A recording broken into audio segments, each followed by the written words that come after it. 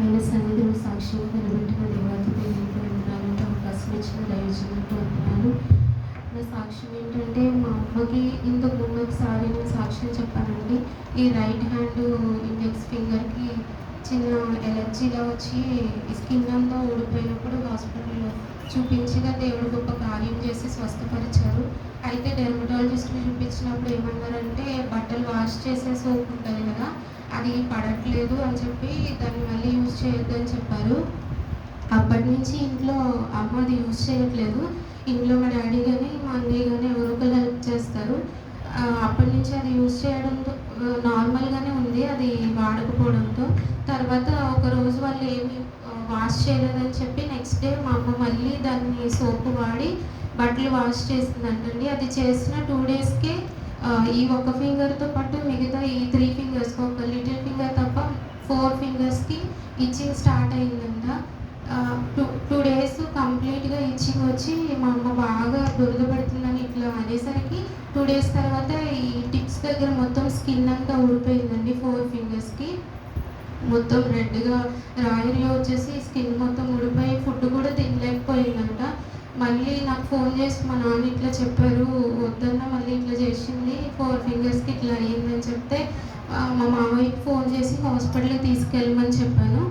చెప్తే మళ్ళీ అదే సేమ్ హాస్పిటల్కి తీసుకెళ్తే మేడం చెప్పారంట, మీకు అది యూజ్ చేయొద్దని చెప్పాము కదమ్మా, మళ్ళీ ఎందుకు వాడారంటే సరే నేను ఆయింట్మెంట్స్ ఇస్తానని 3 టైప్స్ ఆయింట్మెంట్స్ ఇచ్చి మార్నింగ్ ఒకటి, ఆఫ్టర్నూన్ ఒకటి, నైట్ ఒకటి 3 టైప్స్ రాయమని చెప్పారు. టాబ్లెట్స్ ఇచ్చారు.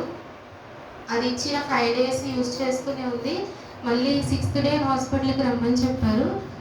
6th డే హాస్పిటల్కి వెళ్ళాలి. 5 డేస్ యూజ్ చేసినా అసలు మంట తగ్గట్లేదు, కొంచెం కూడా ఏమీ హీలింగ్ రాలేదంట.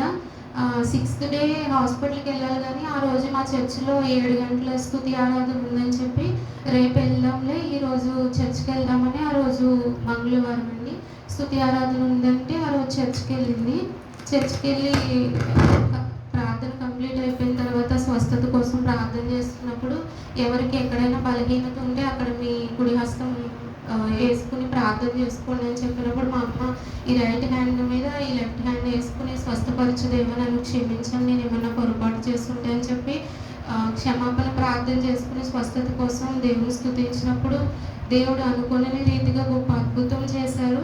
ఆ రోజే ఫుడ్ మళ్ళీ చర్చిలో ముగింపు అయిపోయిన తర్వాత ఫుడ్ పెట్టినప్పుడు ఆ ఫుడ్ తిన్నప్పుడు రోజు ఉన్నంత మంట అనిపించలేదంట. ఆ రోజు ప్రేయర్ అయిపోయిన తర్వాత మా పాస్టర్ గారు ఇంట్లో పిలిచి వాళ్ళు లాస్ట్ టైం యెరూషలేం వెళ్ళొచ్చారండి. యెరూషలేం వెళ్ళినప్పుడు యేసుప్రభు గారు బాప్తిసం పొందిన యోర్దాను నదిలో వాటర్ తీసుకుని వచ్చారంట. అది తీసుకొచ్చినప్పుడు ఇంట్లోనే ఉన్నాయి. అది ఎందుకు నాకు ప్రేరేపణ వచ్చింది, కొంచెం తీసుకెళ్ళండి అని ఒక చిన్న బాటిల్లో వేసి ఇచ్చి నైట్ ప్రేయర్ చేసుకుని దాన్ని అప్లై చేసుకుని పడుకోండి అని చెప్పారంటండి. అది ఇచ్చిన తర్వాత నైట్ వచ్చి మా అమ్మ ఇంటికి వచ్చి ప్రేయర్ చేసుకుని అప్లై చేసుకుని ఆయింట్మెంట్స్ ఏం రాయలేదంట. ఆ రోజు అప్లై చేసుకుని పడుకుంది.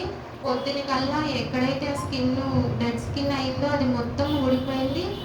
2 డేస్లో కంప్లీట్ స్వస్థత ఇచ్చేసారు దేవుడు. ఇప్పుడు నార్మల్ అయిపోయింది, తన పనులు తను చేసుకోగలుగుతుంది. గొప్ప స్వస్థత ఇచ్చిన దేవాతి దేవునికి మహిమ కలుగును గాక. చిన్న సాక్ష్యం దేవుడు దీవించుకున్నాం.